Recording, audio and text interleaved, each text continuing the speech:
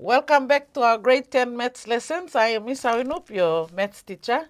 In our last lesson, we looked at geometry with circles, of course, and deductive reasoning. Okay, that was the last lesson on that. We are now moving into algebra once again, and we are looking at polynomials in this lesson. Okay, now just looking at your topic, you should already have an idea of what we are talking about.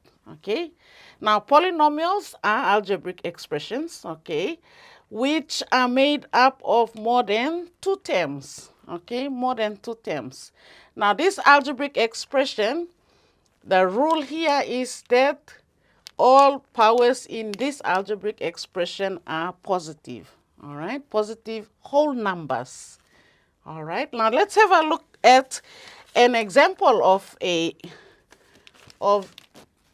polynomial. Okay, let's see 6x cubed plus 13x squared minus x plus 1. Okay, now this is an example of a polynomial. All right, we have all positive integers as powers. Okay, now let's have a look at terms such as, let's see, x over 2, or let's see, root of x, or even a term which has a negative power. All these terms here, if it is included in an algebraic expression, they are not referred to as polynomials. Why? Because the description of a polynomial tells us that all powers are positive whole numbers. We don't have fractions, we don't have roots, and we don't have negative numbers. Okay? Now, 6 here is referred to as the coefficient of x cubed. All right? Positive 13 is the coefficient of x squared. Okay, negative 1 here, which we don't usually write, is the coefficient of x. And the number at the end of this expression is called the constant. All right? Now, in any polynomial, all right, the highest power, if you go to our example here, you will notice 3 is the highest power. Now, that number is referred to as the degree of a polynomial. All right? The degree of a polynomial. So in this example, 3 is the degree. This simply refers to the highest power in the polynomial. Okay? We've looked at polynomials such as 3x plus 1. All right? Here, the highest power or the degree is 1. And we know that these are linear polynomials. All right? Then we looked at trinomials. Okay, an example would be x squared plus 2x plus 1. Okay, trinomial. Okay, you should already know that this is a quadratic. All right? And the degree in this instance is 2. Okay, these are quadratic polynomials. Okay, right. This is what we've seen so far. We've already worked with them, and so operations with polynomials should not be very difficult for us. We will go through a couple of those operations. All right, operations with polynomials. We will start with adding and subtracting of polynomials. Okay. With algebra, we've already learned that when we are adding or subtracting, we are simply doing simplifying, all right, by collecting like terms, okay? Let's look at example number 1, where we have one set of brackets that has 5x cubed plus 3x squared minus 2x minus 1, okay, plus another set of terms in the second bracket, x to the power of 4 plus 5x squared minus 4. Now, anytime we have brackets, we know that to remove, we have to expand. In this case, because we are adding, it does not have an effect on the expression itself, so we just simply remove those brackets.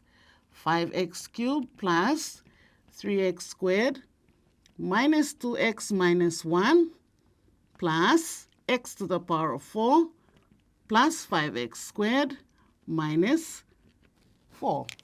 So once we've removed the brackets, we simply collect the like terms. Now, if you look at the expression, the number with the highest term must, or highest power must come first. So in this example, x to the power of 4 comes first. So does 5x to the power of 3. So we add that. Okay.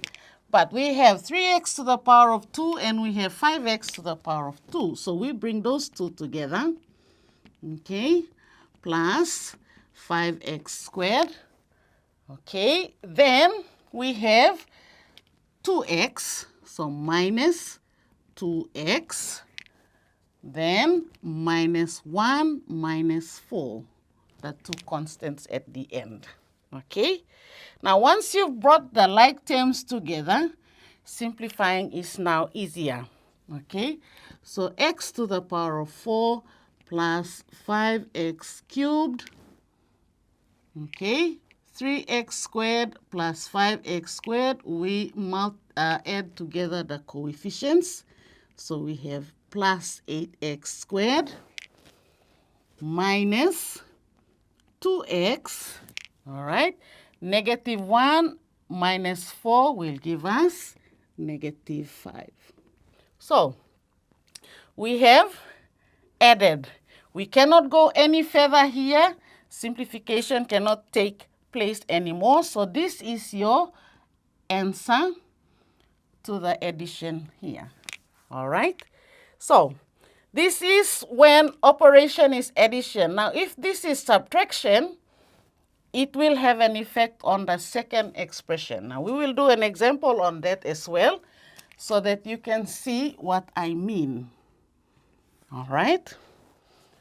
5x cubed, all right, plus 3x squared minus 2x minus 1, subtract x to the power of 4 plus 5x squared minus 4.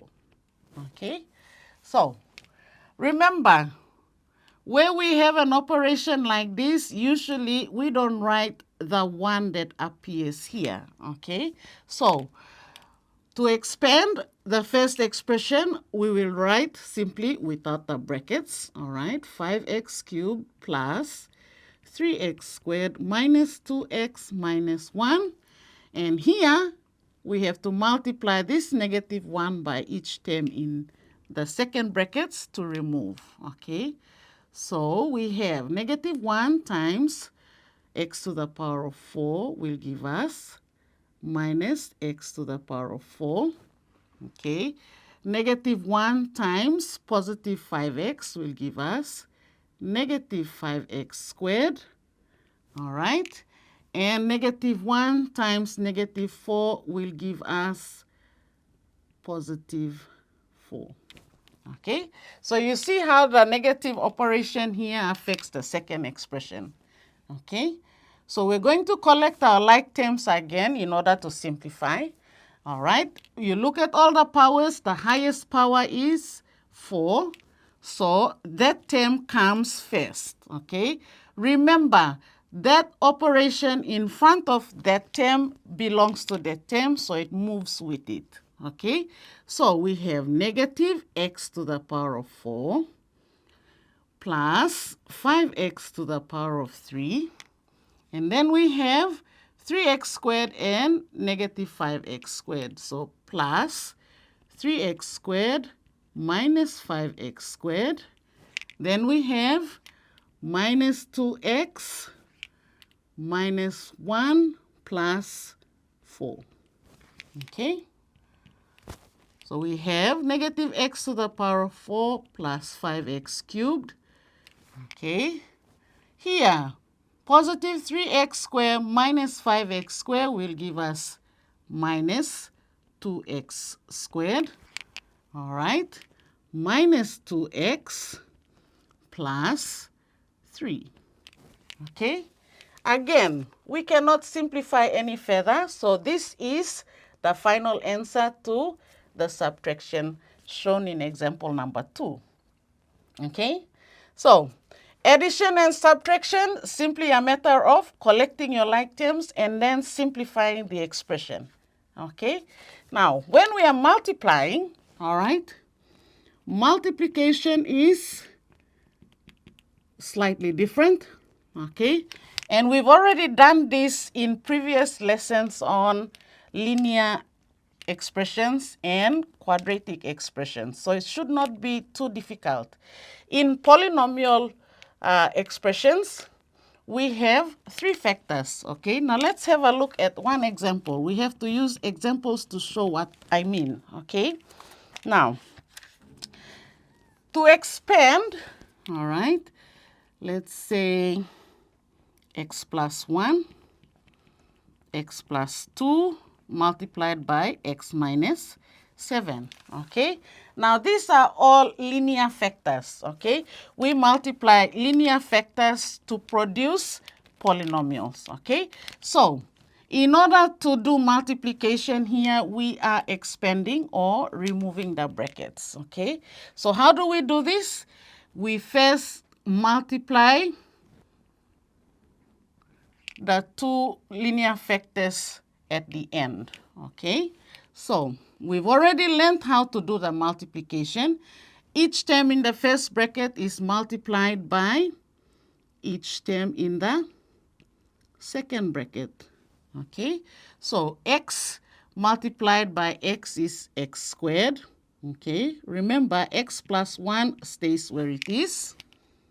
Okay, so we have x squared minus 7x, right, plus 2x, that's the second term multiplied by x, minus 14.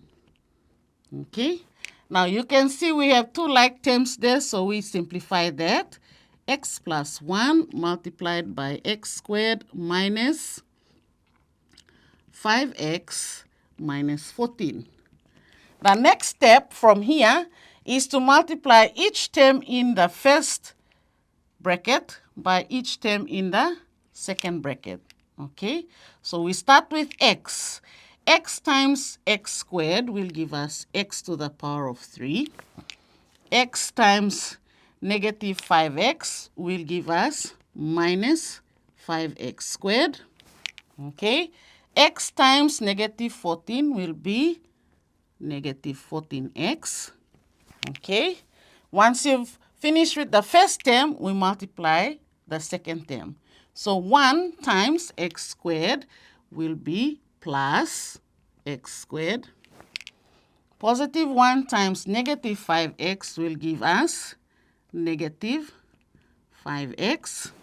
And positive 1 times negative 14 will give us negative 14. Okay? Now, once we have reached this stage, simplifying is similar to what we did in addition and subtracting. We collect our like terms and then we simplify.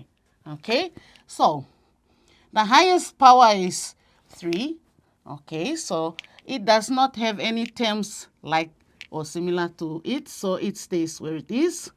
And then we have minus 5x squared and plus x squared, like terms. Then we have minus 14x minus 5x, and the last number is minus 14. Okay, the constant. Once we have collected like terms, we simplify.